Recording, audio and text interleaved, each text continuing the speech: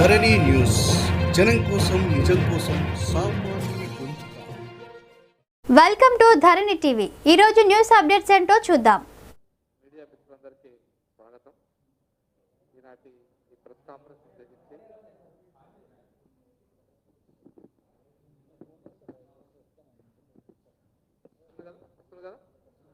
Okay, media మిత్రులకు స్వాగతం పలుకుతూ ఈనాటి ప్రెస్ కాన్ఫరెన్స్ ఉద్దేశించి భారతీయ జనతా పార్టీ గతంలో ఆల్ ఇండియా జనరల్ సెక్రటరీగా పనిచేసిన మురళీధరరావు గారు మాట్లాడతారు. వారు ప్రస్తుతం బీజేపీ మధ్యప్రదేశ్ రాజకీయ ప్రభారిగా ఉన్నారు బీజేపీ తరఫున. వారితో పాటు ఈరోజు ప్రెస్ కాన్ఫరెన్స్లో కాసం వెంకటేశ్వర్లు గారు గతంలో యువమోర్చా ఆల్ ఇండియా స్టేట్ ప్రెసిడెంట్గా, ఆల్ ఇండియా సెక్రటరీగా, మొన్నటిసారి భారతీయ జనతా పార్టీ రాష్ట్ర ఉపాధ్యక్షుడిగా, ప్రస్తుతం తెలంగాణ రాష్ట్రంలో ఒక జిల్లా ఇన్ఛార్జిగా, జిల్లా ప్రభారిగా ఉన్నారు. వారితో పాటు ఆంతోని రెడ్డి గారు బీజేపీ అడ్వకేటు, బీజేపీ ఎన్నికల వ్యవహారాలు చూస్తున్నారు. దాంతోపాటు లీగల్ సెల్, ఆర్టీఐ కూడా వారు పర్యవేక్షణ చేస్తున్నారు. నాతో పాటు రామరెడ్డి గారు గతంలో బీజేపీ మీడియా కన్వీనర్గా పనిచేసినటువంటి రామరెడ్డి గారు కూడా ఈరోజు ప్రెస్ కాన్ఫరెన్స్లో పాల్గొంటున్నారు. శ్రీ మురళీధరరావు గారిని మాట్లాడుతుండగా కోరుతున్నాను.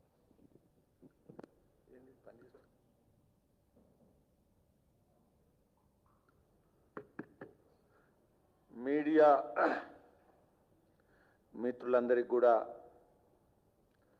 ఈరోజు ఈ విలేకరుల సమావేశానికి స్వాగతిస్తూ కొన్ని ప్రధానమైనటువంటి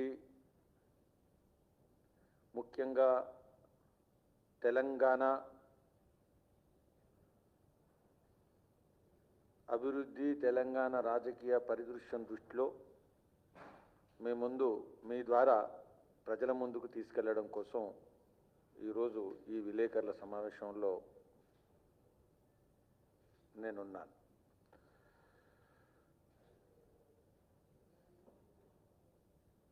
తెలంగాణలో గత రోజుల్లో స్టాచ్యూ ఆఫ్ ఈక్వాలిటీ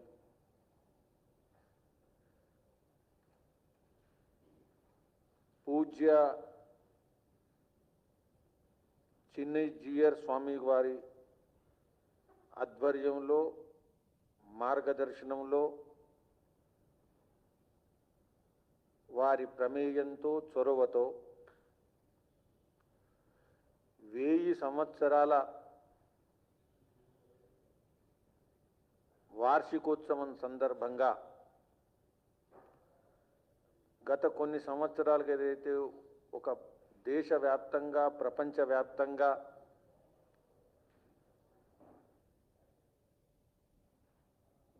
ప్రారంభమైనటువంటి కార్యక్రమాల్లో భాగంగా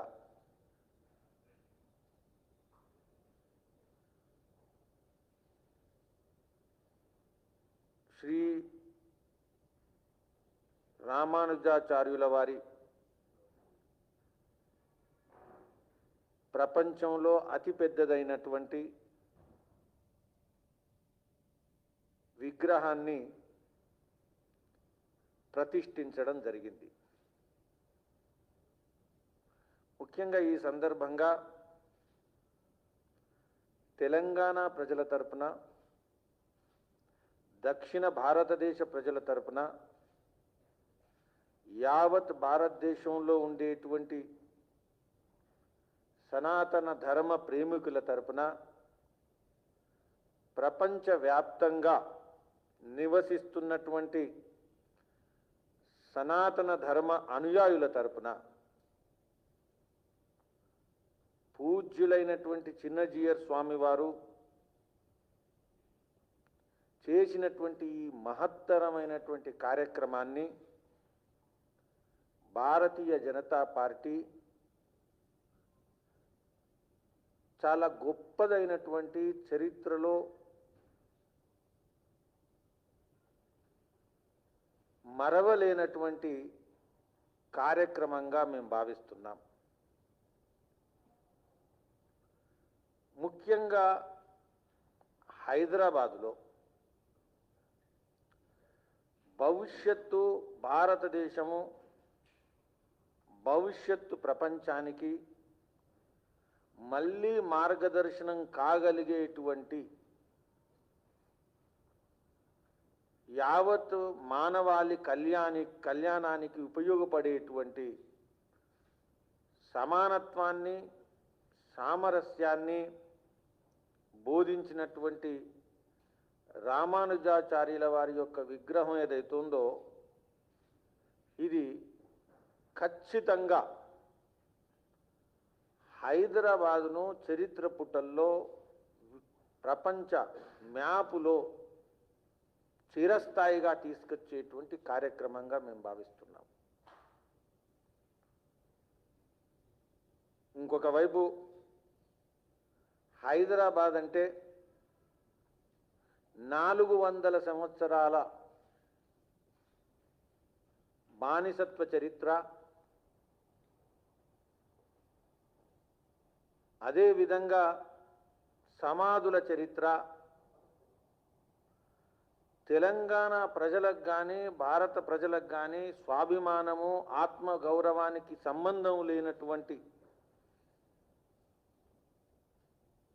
అనేక కట్టడాలు ఏవైతున్నాయో వాటిని చూసి చూసి చూసి ప్రపంచానికి ఏం చూపెట్టాలా అనే దానిలో 400 సంవత్సరాల కన్నా పురాతనమైన చరిత్ర ఉంది. దాన్ని కనెక్ట్ చేయగలిగేటువంటి ఒక తీర్థస్థలము, ఒక పుణ్యక్షేత్రము, ఒక ఆధ్యాత్మిక కేంద్రము హైదరాబాదులో రావడం వల్ల రాబోయేటువంటి భవిష్యత్తు మీద ఇది తీవ్రమైనటువంటి ప్రభావాన్ని చూపెట్టబోతున్నది.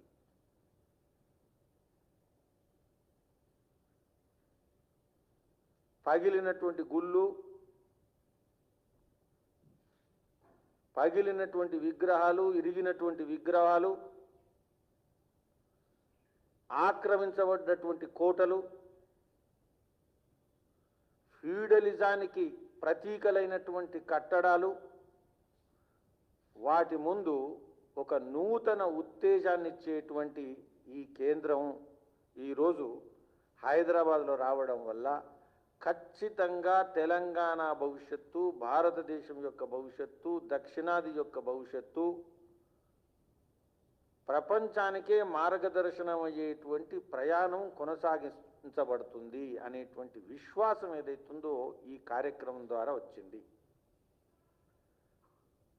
మేము ఇంకా సంతోషాన్ని వ్యక్తం చేస్తున్నా ఏంటంటే వేల మంది ఈ దేశంలో, ప్రపంచంలో సనాతన ధర్మానికి సంబంధించినటువంటి అనేక సంప్రదాయాలకు సంబంధించినటువంటి మహామునులు, సాధు సంతువులు,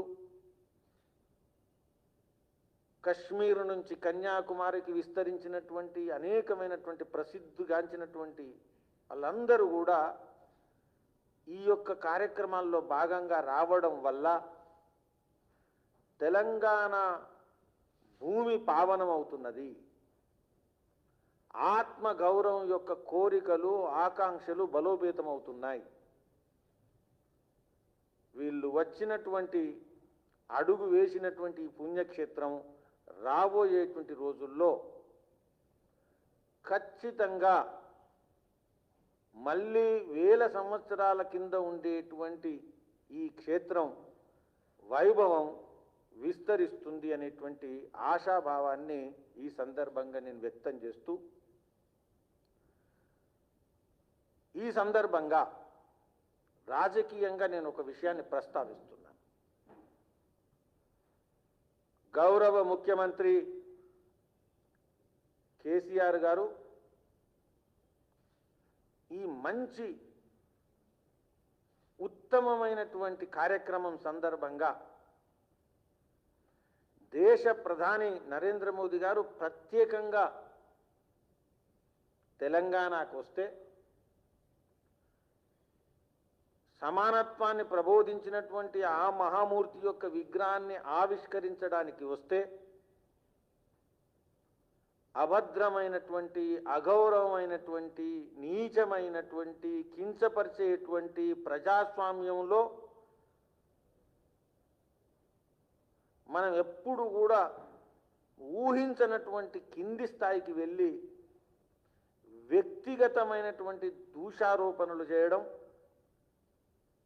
నేనేం తక్కువ అన్నట్టు టీఆర్ఎస్ పార్టీ ప్రభుత్వంలో ఉండేటువంటి అనేక నాయకులు దాన్ని ఇంకా ముందుకు తీసుకెళ్లడం,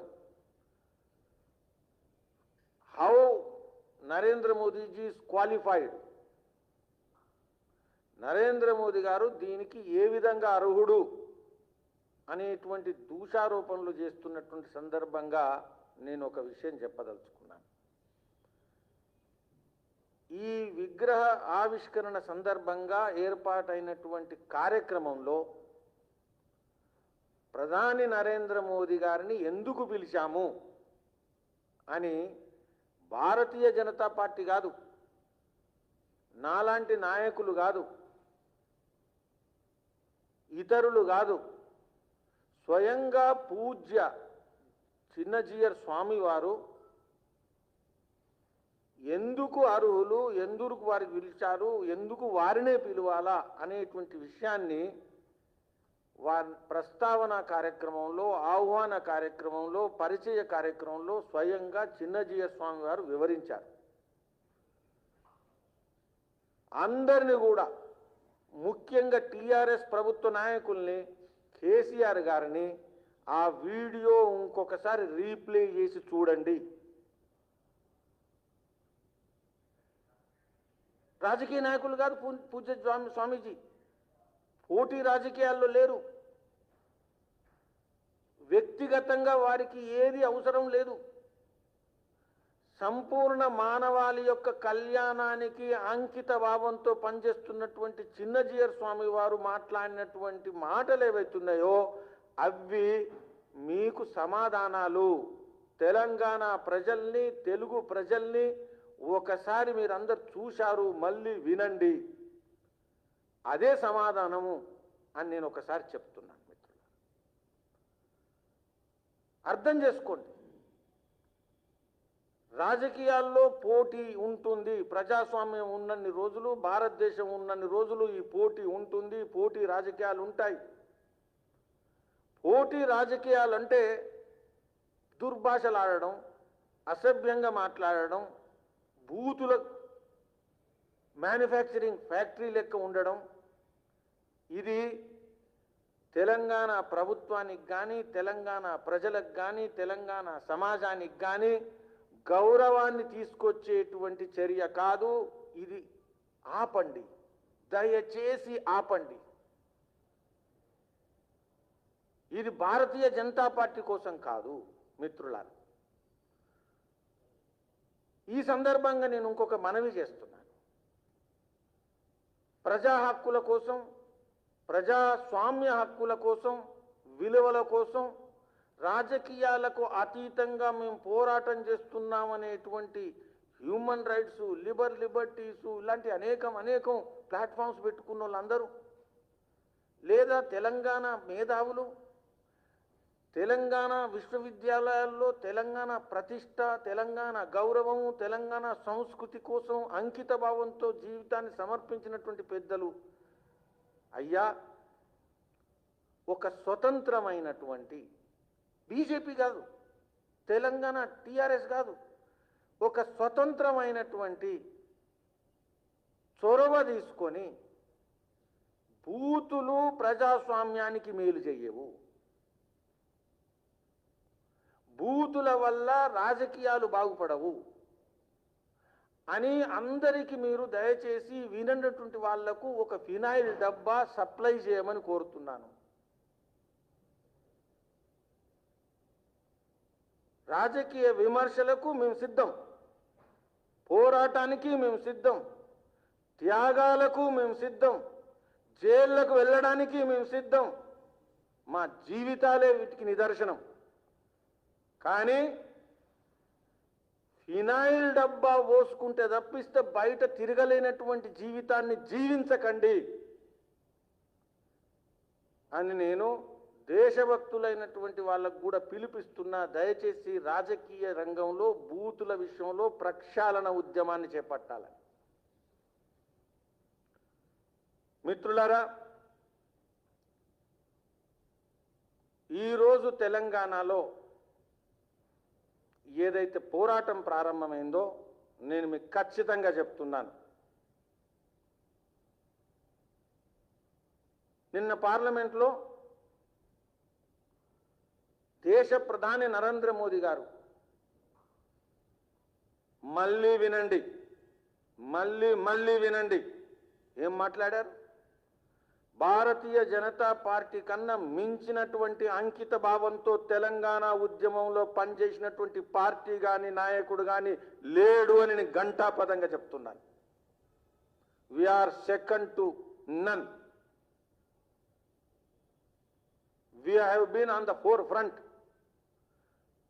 ఒక్క ప్రస్తుతం వర్తమానమే కాదు, ఉస్మానియా విశ్వవిద్యాలయంలో విద్యార్థుల ఉద్యమం తెలంగాణ ప్రారంభమైనప్పటి నుంచి జాతీయవాద నాయకులు, జాతీయవాద సంస్థలు తెలంగాణ ఉద్యమానికి నిరాటంకంగా నిర్విరామంగా పోరాటం చేశారు, త్యాగం చేశారు.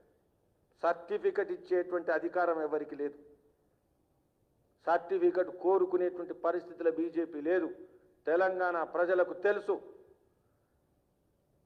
కేవలం చేసినటువంటి పద్ధతిలో కాంగ్రెస్ ప్రభుత్వాన్ని విమర్శించడం జరుగుతుంది. కాంగ్రెస్ ప్రభుత్వము చేసినటువంటి ప్రక్రియ తెలంగాణ కావాలా, 2 రాష్ట్రాలు కావాలా, కానీ చేసినటువంటి ప్రక్రియ ఏదైతుందో అది చాతగానితనము, రాజకీయంగా దురుద్దేశంతో నడిపించినటువంటి పద్ధతి,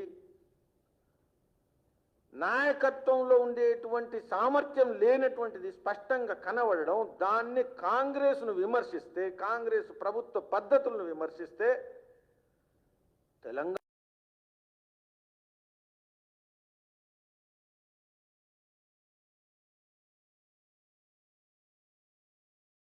భారతీయ జనతా పార్టీని ఎదిరించడం కోసం రీఅలైన్మెంట్ ఏదైతుందో అది ప్రారంభమైంది.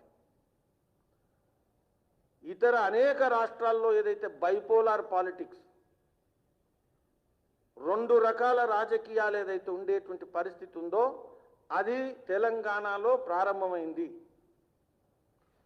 ఒకవైపు టీఆర్ఎస్, కాంగ్రెస్, కమ్యూనిస్ట్ పార్టీలు, ఇంకొక వైపు భారతీయ జనతా పార్టీ.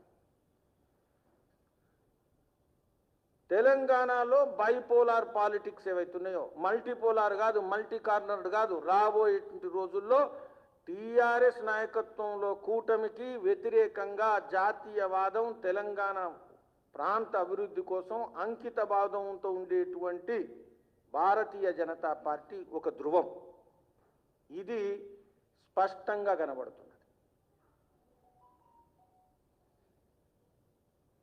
కవల పిల్లల్లాగా Congress party, TRS party, Congress పార్టీకి నైతిక అధికారం ఎక్కడుంది?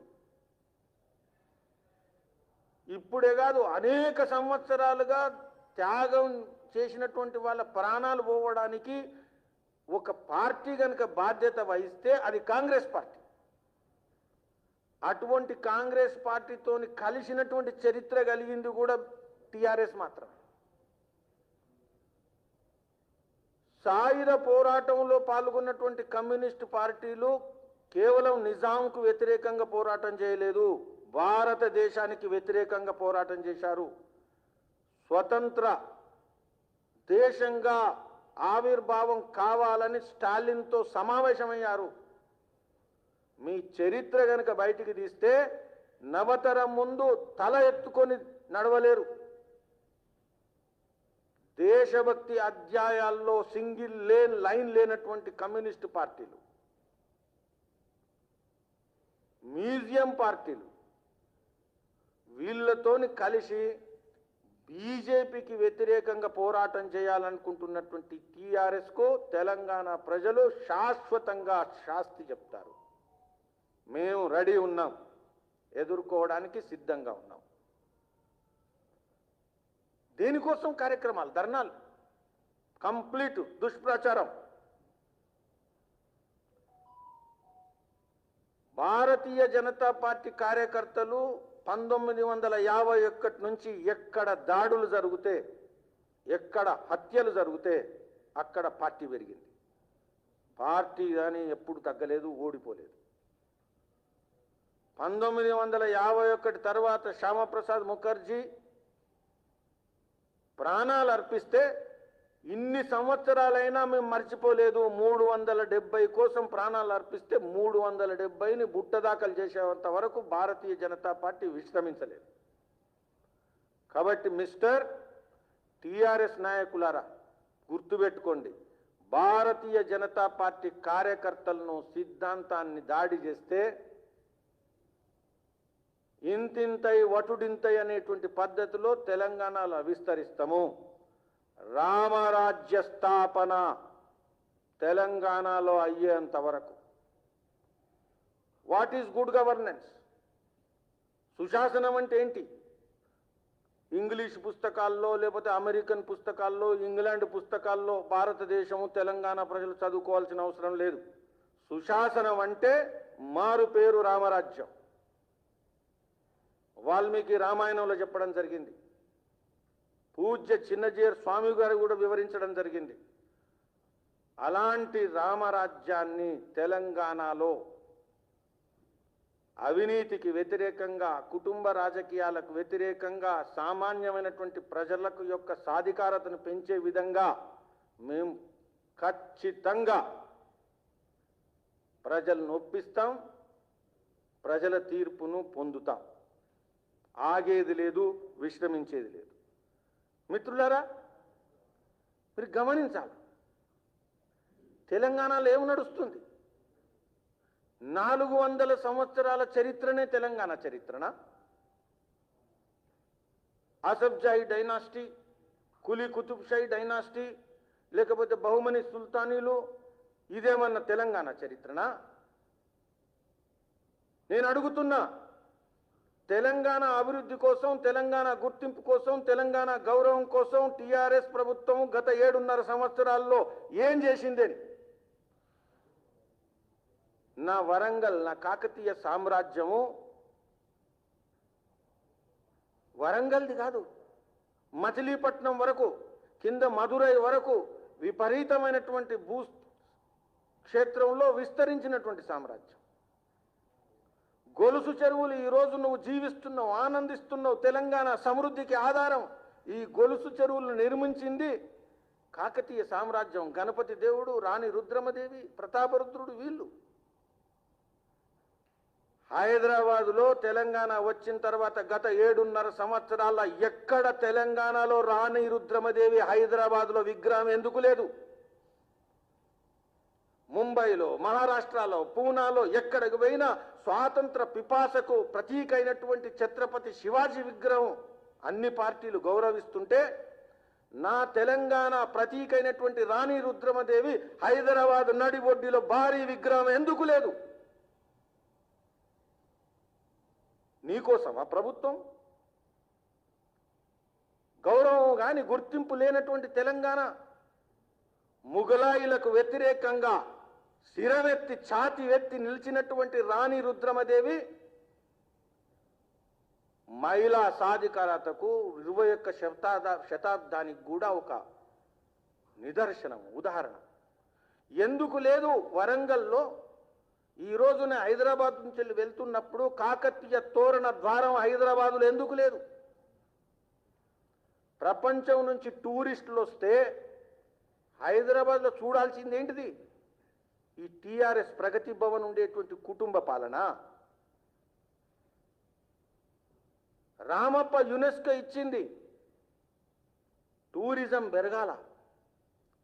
ఈరోజు తెలంగాణలో టూరిజం పెరగడానికి కాకతీయ సామ్రాజ్యం యొక్క నిర్మించినటువంటి అనేక అంశాలు ఏవైతున్నాయో, ఈరోజు నేను ఇంకొక ప్రశ్న ఇస్తున్నా.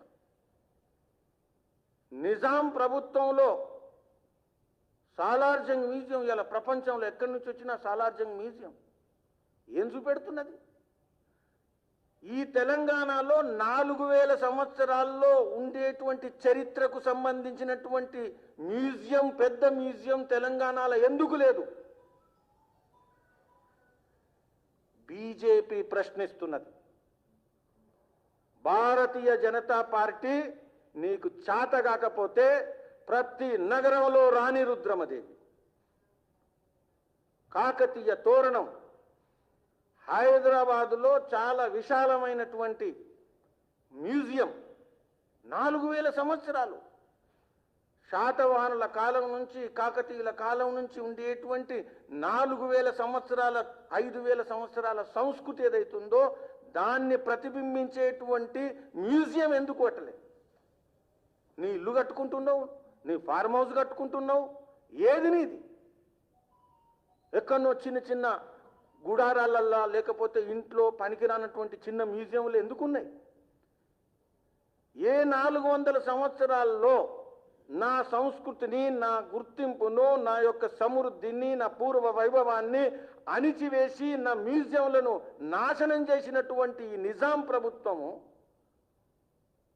ఆ బాటలో పోయేటువంటి కాంగ్రెస్ టీఆర్ఎస్లు భారతీయ జనతా పార్టీని ప్రశ్నిస్తున్నాయి. ఒప్పుకునేది లేదు. గోదావరి నది తెలంగాణకు జీవన ఆధారం. గోదావరి నది రామాయణం నుంచి మహాభారతం నుంచి సప్త నదుల్లో పవిత్రమైనటువంటి నదుల్లో గంగా నది తరువాత పొడుగైనటువంటి నది. ఇటువంటి నదిలో రెండు వైపులా ఉండేటువంటి ఏదైతే పురాతనమైనటువంటి తీర్థక్షేత్రాలు, మందిరాలు, నాకు స్వాతంత్రం అంటే ఏంటి, నాకు రాష్ట్రం అంటే ఏంటి, నా మందిరాలను వైభవంగా పునరుద్ధరించుకోలేనటువంటి రాష్ట్రం అది నేను కోరుకున్నానా? గోదావరి నది తీరంలో ఉండేటువంటి పూర్వంలో ఉండేటువంటి వైభవపూర్ణమైనటువంటి తీర్థక్షేత్రాలను నువ్వు ఎందుకు పునరుద్ధరించట్లేదు? ఏది నీ స్టోరీ? భారతీయ జనతా పార్టీ ప్రశ్నిస్తున్నది. కాంగ్రెసు ఏదైతే సిద్ధాంతాన్ని ఇచ్చిందో ఓట్ల కోసము నిజాం యొక్క వారసత్వ రాజకీయాలను ఏదైతే ముందుకు తీసుకెళ్లిందో దాన్నే అవలంబిస్తున్నటువంటి టీఆర్ఎస్ను పునాదితోని కూడా తీసేసేటువంటి పని భారతీయ జనతా పార్టీ చేస్తుంది. మిత్రులారా,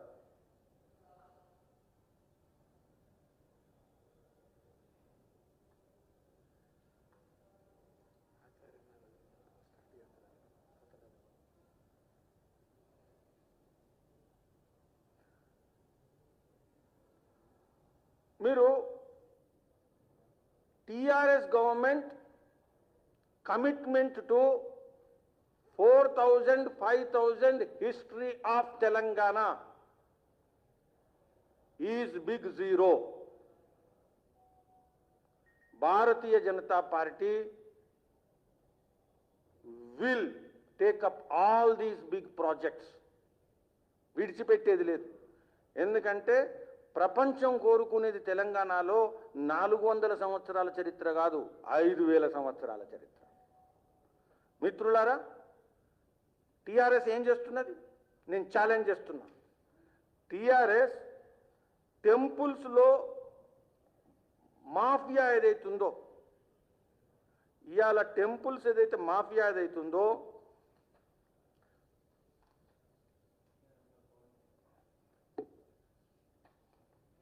టెంపుల్స్ మాఫియా వేల సంవత్సరాల్లో బానిసత్వంలో ఉన్నా కూడా ఆలయాల వ్యతిరేక ప్రభుత్వాలు దోపిడీ చేసిన ఆలయాలను, ఆలయాల భూములను రక్షించినటువంటి సమాజం ఇది. ఈరోజు సుభాష్ చంద్రబోస్ విగ్రహానికి కూడా, మూర్తికి కూడా ఎక్కడి నుంచి గ్రెనైట్ వెళ్ళాలంటే తెలంగాణ గ్రెనైట్. అటువంటి క్వాలిటీ గ్రెనైట్తో నిర్మించినటువంటి అనేక టెంపుల్స్, అనేక ఆలయాలు, అనేక భూములు ఇవాళ టీఆర్ఎస్లో మొత్తం కూడా నాయకులు అందరిది నేను మొత్తం లిస్ట్ తీసుకొస్తా తొందరగా, పహరా హుషార్. 20,000 ఎకరాలు 20,000 ఎకరాలు భూములు, ఆలయ భూములను ఈరోజు కబ్జా చేసినటువంటి కబ్జాదారులందరూ కూడా టీఆర్ఎస్ నాయకులు. దమ్ముంటే కబ్జాలైన 20,000లో ఎవరెవరు ఉన్నారు అని తీస్తే ఈరోజు నాయకత్వం వహిస్తున్నటువంటి కబ్జాదారులందరూ కూడా టీఆర్ఎస్లో ఉన్నారు. మీరు నల్గొండలో 3,225 ఎకరాలు, హైదరాబాద్లో 2,000 ఎకరాల కన్నా ఎక్కువ, రంగారెడ్డిలో 1,800 ఎకరాలు, ఒక దేవరంజాలి విలేజ్ హకీంపేటలో 400 ఎకరాలు. భారతీయ జనతా పార్టీ రాబోయేటువంటి రోజుల్లో ఆలయ పరిక్రమ చేస్తుంది. కేసీఆర్ ప్రభుత్వాన్ని బాజారుకు లాగుతాం. ఆలయ భూములు ఎవ్వనబ్బ సొత్తు కాదు.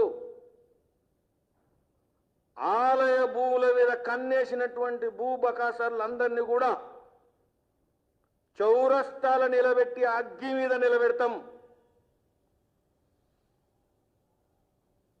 జన్మకుండలి జన్మపత్రి మొత్తం కూడా బయటికి తీస్తాం. ఖబర్దార్. 20,000 ఎకరాలు ఒప్పుకుంటే కూడా ఇప్పటి వరకు కేసులు వేసింది 3,000 ఎకరాల మీద. చాతగానటువంటి ప్రభుత్వం.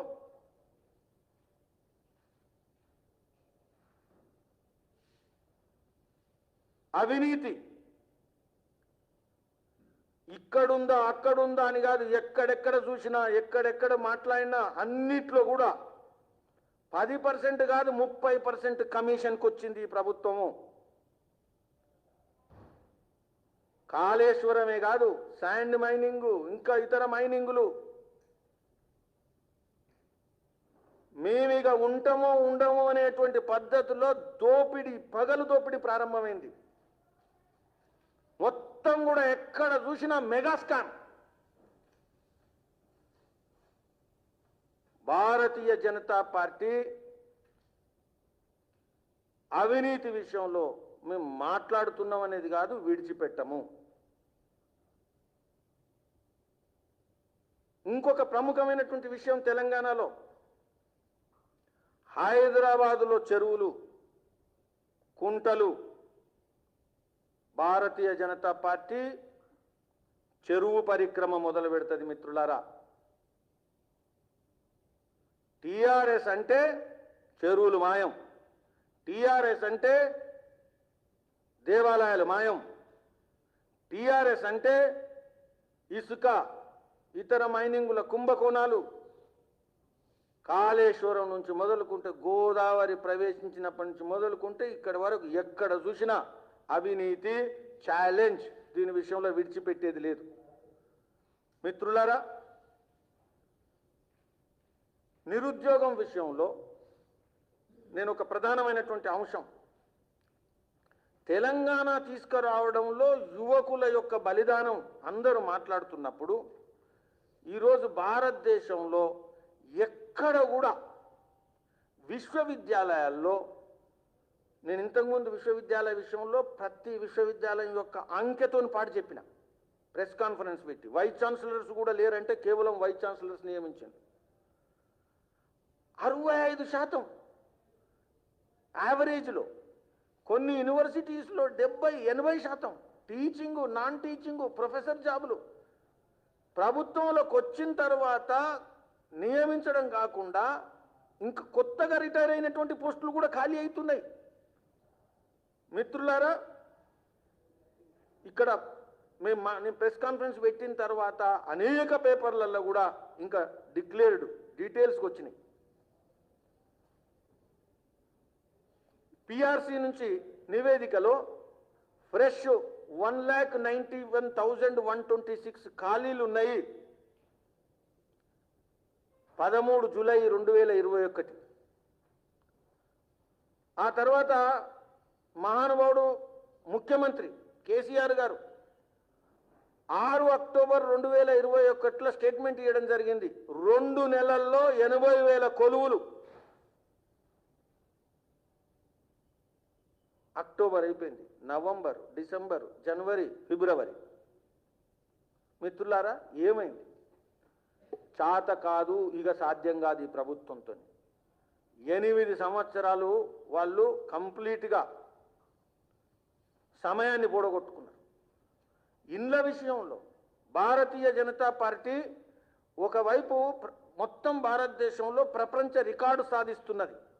ఆజాదీ కా అమృతోత్సవ్ అనేటువంటి లక్ష్యంతో దళితులకు, లేనటువంటి వాళ్లకు ఇండ్ల నిర్మాణం అనేది మేము చేపడుతుంటే కోట్ల ఇండ్లను మేము నిర్మిస్తున్నాం. మా లెక్కలు చూడండి.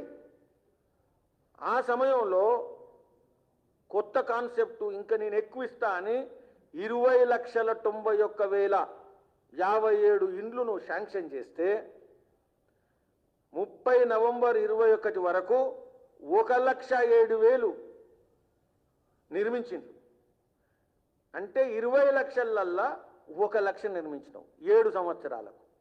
అంటే నువ్వు శాంక్షన్ చేసిన 20 లక్షలు నిర్మించాలంటే నీ మనవడి వరకు ముఖ్యమంత్రి కావాలా.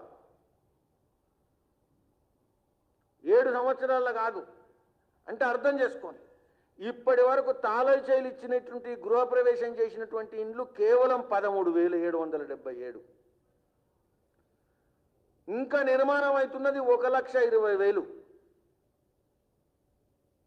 మీరు ఈ విధంగా నిర్మిస్తే మేము అడుగుతున్నాం. ప్రతిపక్షం Bharatiya Janata party, TRS party band కొట్టే పార్టీ కాదు, డప్పు పార్టీ కాదు.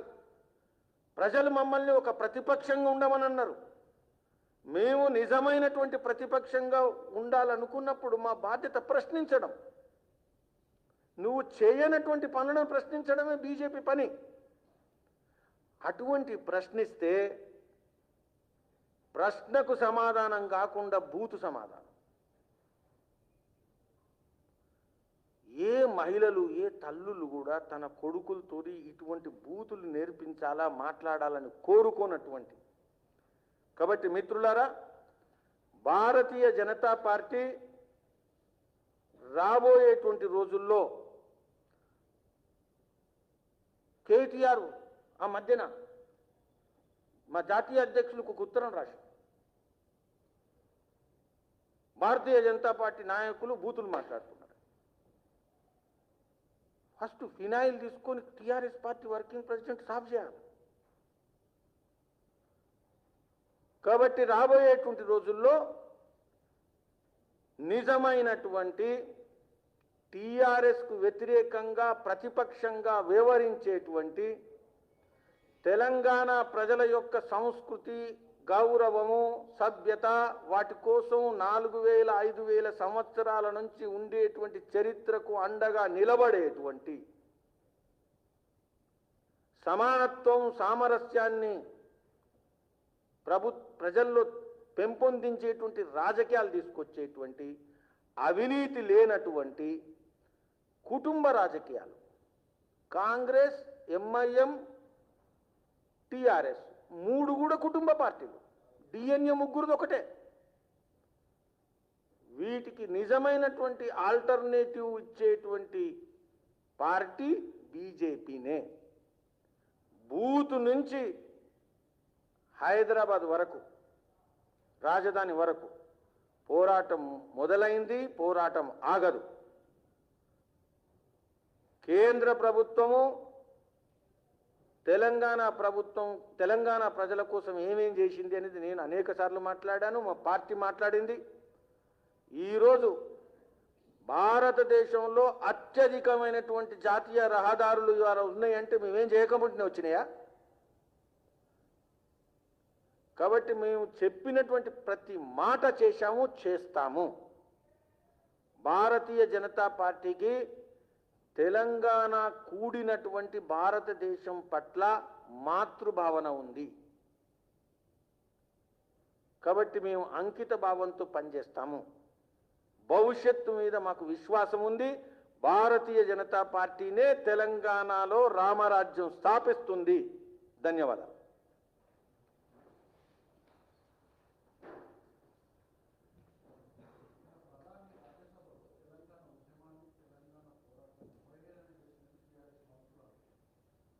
నేను అదే చెప్పాను ఇంతకుముందు. మీరు ఆ వీడియో ఒక్కసారి కాదు 100 సార్లు రీప్లే చేసి చూడండి. దమ్ముంటే టీఆర్ఎస్ ఆ వీడియోను గ్రామంలో ఆ వీడియోను పెట్టండి. తెలంగాణకు మేము అంకిత భావంతో ఉన్నాము. 2 రాష్ట్రాల విషయంలో మాకు వేరే అభిప్రాయం లేదు. కానీ చేసిన పద్ధతి ఏదైతే ప్రక్రియ ఉందో అది చాతగానితనానికి నిదర్శనము. అది తెలంగాణ ప్రజలకు కానీ, అది టీఆర్ఎస్ పార్టీకి వ్యతిరేకంగా కానీ, అది బీజేపీకి కానీ సంబంధించిన పద్ధతిలో మాట్లాడలేదు. కాంగ్రెస్ ఏదైతే చేసే పద్ధతి ఏదైతుందో అది ఆత్మవిశ్వాసం లేకుండా దొడ్డిదారిన దొంగ రాజకీయాలు చేసేటువంటి పద్ధతిలా చర్చించడం అనేది ప్రక్రియ పూర్తి చేయకుండా దానికి ఉదాహరణ చెప్పడం జరిగింది. ఉత్తరాఖండ్ ఉత్తరప్రదేశ్ మేము వేరు చేసినాం అంటే వేరు చేయొద్దు అనుకుంటే ఉత్తరప్రదేశ్ చేసినాం ఎందుకు చెప్తారు? వేరు చేయొద్దు అనుకుంటే మధ్యప్రదేశ్ ఛత్తీస్గఢ్ ఎందుకు ఉదాహరణ చెప్తారు? వేరు చేయొద్దు అనుకుంటే బీహార్ జార్ఖండ్ ఎందుకు చెప్తారు? అవన్నీ మేము చేసినాం. అట్లనే ఇది కూడా చేసేవాళ్ళం. కాంగ్రెసు చాతగాని పార్టీ వాళ్ళు చేసినటువంటి పద్ధతిలో ప్రజల మధ్య వైమనస్యాలను పెంచుతూ చేసింది, రాజకీయాల కోసం చేసింది, అభివృద్ధిని దృష్టిలో పెట్టుకొని చేయాలా అనేటువంటిది చాలా స్పష్టంగా నరేంద్ర మోదీ గారు ఏ మాత్రం కూడా సందేహానికి తావు లేకుండా చేసింది. కాంగ్రెస్కు దెబ్బ తగిలితే అమ్మో అమ్మో అమ్మో అని కేసీఆర్ మాట్లాడుతున్నాడు. కాంగ్రెస్కు దెబ్బ తగిలితే కేసీఆర్కి ఏమైంది అంటే ఇంటర్నల్ ఒప్పందం ఏమైనా అయిందా? కమ్యూనిస్ట్ పార్టీలతో కలిసిన తర్వాత ఏమన్నా అనుకున్నారా? తెలంగాణ ప్రజల కోసము, తెలంగాణ ఉద్యమం కోసం, తెలంగాణ రాష్ట్రం కోసం భారతీయ జనతా పార్టీ మొదటి వరుసలో నిలబడి పోరాటం చేసింది చరిత్ర మొత్తం కూడా.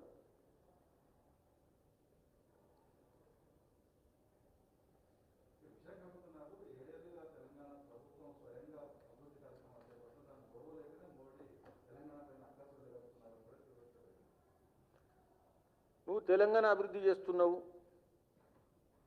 నేను మాట్లాడుతున్నా నిరుద్యోగాలు ఏమైనాయని యూనివర్సిటీలో మాట్లాడుతున్నారు.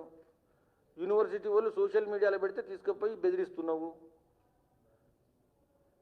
ప్రశ్నిస్తే భయపడేటువంటి నాయకుని మొదటిసారి చూస్తున్నా. ప్రజాస్వామ్యంలో ప్రశ్నిస్తే భయపడేటువంటి పార్టీని మొదటిసారి చూస్తున్నా.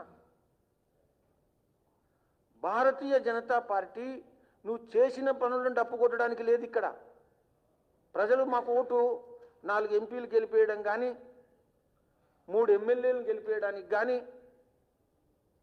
ప్రజలు మాకు గెలిచినా ఓడినా మాకు వేసినటువంటి వాళ్ళందరూ కూడా మా దగ్గర నుంచి ఏం కోరుకుంటున్నారు? మేము ప్రతిపక్ష పార్టీగా వ్యవహరించాలా, ప్రజాస్వామ్య వ్యవస్థలో ప్రశ్నించేటువంటి పార్టీ ఉండాలా అని కోరుకుంటున్నారు.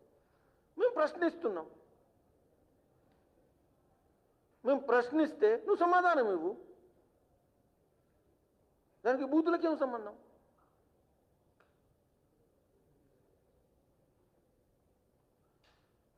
రైట్.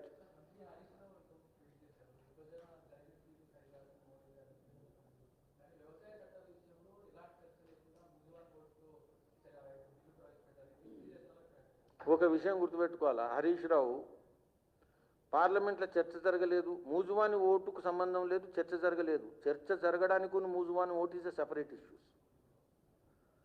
వాయిస్ ఓట్ ఏదైతుందో అది ఓటింగ్ పాయింట్ ఆఫ్ వ్యూలో అనుసరించిన పద్ధతి, కానీ చర్చ జరగలేదు. ఇది తప్పు. చర్చ విపరీతంగా జరిగింది. చర్చ అనేక పద్ధతులలో జరిగింది. ఆర్డినెన్స్ అయిన తర్వాత ఆర్డినెన్స్ మీద చర్చ జరిగింది, ప్రజలలో చర్చ జరిగింది, పార్లమెంట్లో చర్చ జరిగింది, రాజ్యసభలో పాస్ అయింది. మూజువాని ఓటు అనేది అదొక ఓటింగ్ పద్ధతి. ఇది మొదటిసారి రాలేదు. మూజువాని ఓటు ప్రజాస్వామ్యంలో ఉంది, పద్ధతి ఉంది. లేని పద్ధతి పట్టుకురాలే మేము.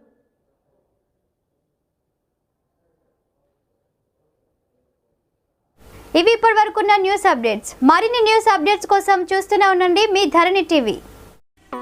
Thanks for watching this video. Please like, share and subscribe to Dharani TV.